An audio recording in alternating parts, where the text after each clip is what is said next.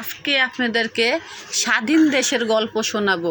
দেখেন, স্বাধীন দেশে খণ্ড খণ্ড মিছিল যাচ্ছে। আমিও বের হয়ে গেলাম আমার রাজকন্যা রাজকুমারকে নিয়ে।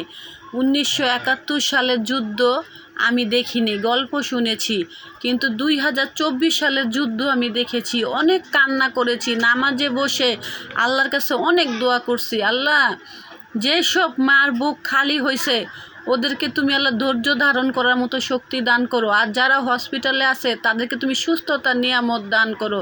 যখন আমি শুনলাম দেশ স্বাধীন হয়ে গেছে, শেখ হাসিনা পালাই গেছে, আমি আমার রাজকন্যা রাজকুমারকে নিয়ে বের হলাম। আসো বাবা, তোমাদেরকে 2024 সালের স্বাধীন দেশ দেখায় নিয়ে আসি। কিন্তু রাস্তায় অনেক ভিড় ছিল, খণ্ড খণ্ড মিছিল। আমরা থেমে থেমে আস্তে আস্তে যাচ্ছি, কারণ আমার সাথে আমার রাজকন্যা রাজকুমার ছিল। যেদিকে নীরব জায়গা ওদিক দিয়েই আমরা যাচ্ছি। যেতে যেতে দেখি যে মোহাম্মদপুরের থানায় আগুন জ্বালাই দিছে, সেইখানে বোমা মারতেছে, কেউ গুলি করতেছে। তারপরে আমরা একটা মার্কেটের দোকানে লুকাইছিলাম। পরে কিছুক্ষণ ওইখানে দাঁড়ায় থেকে বের হয়ে এলাম।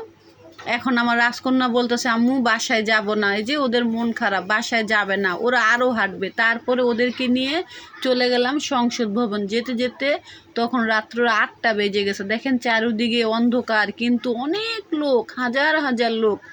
কিন্তু এই সংসদ ভবনে আমি অনেকবার এসেছিলাম। আমরা এসে এখানে অনেকবার, তখন তো সংসদ ভবনে আমরা অনেক খেলা করা যেত, কিন্তু এখন তো আর সেই সুযোগটা নাই। এই যে অন্ধকার, এর মধ্যেই আমরা একটু ফটোশ্যুট করে নিলাম। পরে আমার ছোট রাজকুমার বলতেছে, আম্মু চলো চলো। একদম সংসদ ভবনের মেন গেট পর্যন্ত আমরা চলে গিয়েছিলাম। এসে দেখি এটা বন্ধ। আমার ছেলেটা একটু দুষ্ট প্রকৃতির, সে এদিক ওদিক ছোটাছুটি করতেছে, ওরে আমি খুঁজেই পাচ্ছি না। আর আমার মেয়েটা তো আমার বোরখা ধরে আছে। কোথায় আমার রাজকন্যা, কোথায় আমার রাজকুমার? আমি কি ভিডিও করব নাকি আমার রাজকুমারকে খুঁজবো? আমার রাজকুমার তো খুব আনন্দ করতেছে, এত লোকজন। এই যে সেই অবৈদুল কাদেরের ঘোলা পানি, এই পানিতে অবৈদুল কাদের সারাক্ষণ মাছ শিকার করত। আর সে সংসদে যে বা টেলিভিশনে এসে বলতো ঘোলা পানিতে মাছ শিকার করেন না, কারণ সে নিজেই তো ঘোলা পানিতে মাছ শিকার করেছে। এই যে আমার রাজকুমার, সেই মেন গেটে উঠে আমাকে ডাকতেছে, আম্মু আমি এখানে। চাঁদ মুখটা ওখানে দেখলাম, তা আমিও ফাঁকে আমার চাঁদ মুখের একটা ফটোশ্যুট করে নিলাম। এই যে আমার ছোট রাজকুমার, আমার ছোট রাজকুমারকে আমি এদিক ওদিক ছুটাছুটি করে করে আমি ক্লান্ত হয়ে গেলাম। তারপরে দেখেন কত লোকজন। বললাম, আব্বু আসো, সেই অবৈদুল কাদের ঘোলা পানির এখানে একটু বসি। না, সে এখানে বসবে না, এদিক ওদিক সে উকি ঝুঁকি মারতেছে। মারতে মারতে বলতেছে, আম্মু চলো ওদিকে যাই, এদিকে যাই। মানে সে কোন দিকে যাবে সে নিজেও বুঝতেছে না।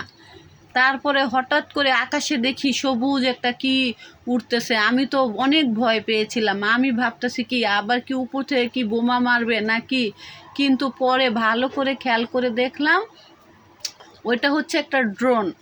ড্রোনে হয়তো কেউ ভিডিও করতেছে বা কি। এই যে দেখেন, আমি এটাকে দেখে খুব ভয় পেয়েছিলাম। এটা ড্রোন, এটা কোনো হেলিকপ্টার না। হ্যাঁ, এই ড্রোনটা হয়তো কেউ মানে কারো প্রাইভেট কাজে এটা সে ব্যবহার করতেছিল। পরে যাই হোক, যখন আমি বুঝতে পারলাম এটা একটা ড্রোন, তারপরে আমি সাহসের সাথে আমার রাজকন্যা রাজকুমারকে নিয়ে এই যে সংসদ ভবনটা ঘুরিয়ে দেখাচ্ছিলাম। অনেক লোকের ভিড়, আর এখানে তো অন্ধকার, তখন রাত্রে 8:30 বাজে। তারপরও এই উপর থেকে নেমে আবার নিচে চলে গেলাম। আমার রাজকন্যা বলতেছে, আম্মু আসছি যখন চলো না ভিতরে যাই। সাহস করে রাজকন্যাকে নিয়ে সেই ভিতরেও আমি ঢুকে গিয়েছিলাম। এত লোকের ভিড়, অনেক চাপাচাপি। তখন আমি চিন্তা করলাম আমার রাজকন্যার আশা পূরণ করতে যে আমি যদি কারো পায়ের নিচে পড়ে যাই, বা আমার রাজকন্যা যদি কারো পায়ের নিচে আঘাত পায়, এত দূর তো আমি যেতে পারবো না। ওদের বাচ্চা দুটাকে নিয়ে বের হয়ে গেলাম। তারপরে একটা জায়গায় এসে একটু বসলাম, হাঁটতে হাঁটতে পা ব্যথা হয়ে গেলো। ওই যে আমার রাজকন্যা এখানে এসে বসলো, আর বিড়ালটা কোত্থেকে এসে মিউ মিউ করতেছে আদর খাওয়ার জন্য। আমার রাজকন্যা ওকে আদর করে দিচ্ছে, আর আমার রাজকুমার মনে সুখে দোল খাচ্ছে।